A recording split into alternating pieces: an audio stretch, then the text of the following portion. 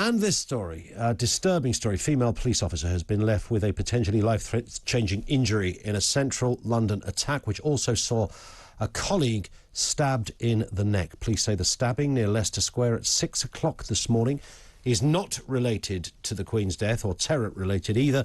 A man has been arrested on suspicion of grievous bodily harm and assaulting an emergency worker. The Met Police Commissioner, Sir Mark Rowley, said the female officer was stabbed in the arm before her colleague ran after the suspect and a tussle occurred. The male officer was then very seriously injured, to quote, after being stabbed 3 times in the neck and once in the chest, but should make a full recovery. We can't go into specifics here, but the wider context conversation is the continued violence, of course, on our streets. Let's speak with former police officer. He is Norman Brennan, served 31 years in the police, now director of the Law and Order Foundation.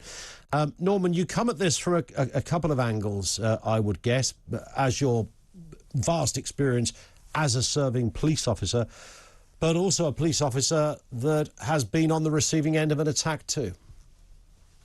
Yeah, I mean, I received 2 life-threatening stroke life-changing assaults myself.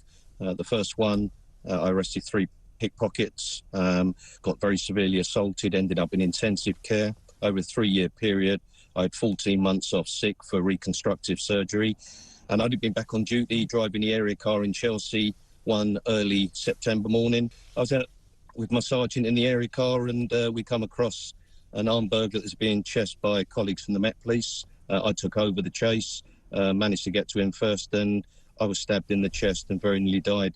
Another 2.5 months off duty sick.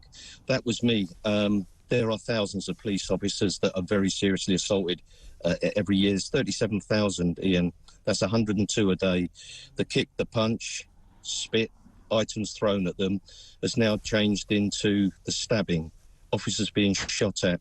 And more worrying over recent years is criminals using their cars to maim or kill us. A number of police officers have been killed, a number of police officers maimed, and for doing their duties, they're pensioned off sick forever, often very young officers. And thereafter, their lives fall apart. Yeah. And we now have 2 more officers, and thank God we're not talking about a double murder today, because that's how near it was from the injuries you described. Absolutely.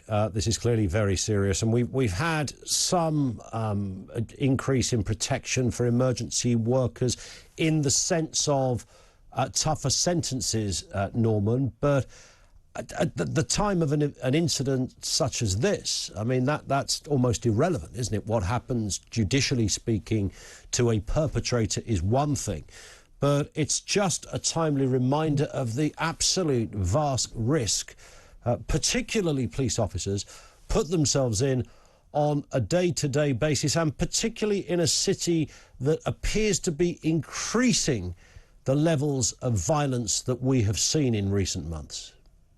Ian, let me tell you this, it's absolute nonsense about the increasing sentences. It's a red herring.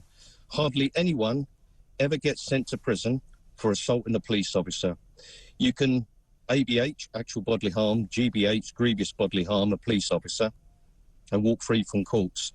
When an assault on a police officer, especially at that level, ever become acceptable that you face nothing more than a fine, similar to a speeding fine, how can you equate a parking ticket, a speeding fine, to a police officer being very seriously injured and sometimes losing their job and walking free from court?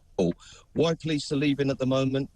They're sick and tired with it. They've become the Aunt Sallies of society. They're between good and bad, right and wrong. And for that, some sections of society are violent, belligerent, angry, and it's always the police that are on the receiving end. I mean, I called an officer recently. I arrested someone a week ago for punching a security guard in the face in my local Tesco's. We didn't let him go. It took 20 minutes for the officers to turn up. That's unfortunate nowadays. Years ago, it was much quicker. My point is, 2 units turned up. They were smart, polite, and professional. If only there were more of them on the street, and do not patrol alone. It is too dangerous on the streets of London and everywhere in Britain for an officer to patrol along. If only, Ian, we could get another 10 or 20,000 police officers on the streets of Britain. I promise you that just about every call the public or victims make will be answered, and not just answered 15 or 20 minutes, probably within minutes. So you sense that that is a huge part of this debate then, Norman? It's still about numbers, and we simply need many more officers on the streets. Absolutely. It's not just about numbers. It's about sending out a deterrent message. I've just given you an example. Assault a police officer, spit at them, kick them, GBH them, ABH them, and it's no more than a parking ticket or a speeding fine. What deterrent is that? And it doesn't matter what the Home Office say or anybody else to do with law and order. Sentencing on assaults on police is an unfunny joke. And not is it only unfunny, how do you think society feel when they see police officers that are not protected themselves? So I always say, if you can't protect the protectors, how can the protectors protect society when society are frightened of how many officers are being assaulted, let alone them and their families and friends? But I guess that there's a certain type of person out there, Norman, that whatever sentence you put up there, however many officers are on the street, has that violence within them. And we've seen just in recent months, a man killed, a disabled octogenarian in a mobility scooter, a 9-year-old child shot in her own home, officers stabbed in the neck in the street, in the daytime. I mean, these are the kind of things. Is there a wider malaise in our society, Norman, that's going on here? There is. I think I've said to you before, Ian, the 5 words that will sum up this generation now is anger, hatred, belligerent, and revenge and division.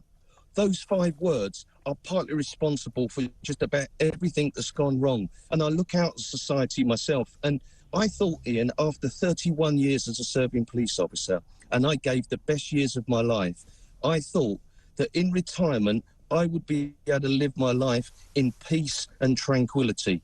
I now, like the public, am fearful. The streets are not safe. Society is not safe. The police have sadly lost the streets. The criminal justice system is in chaos.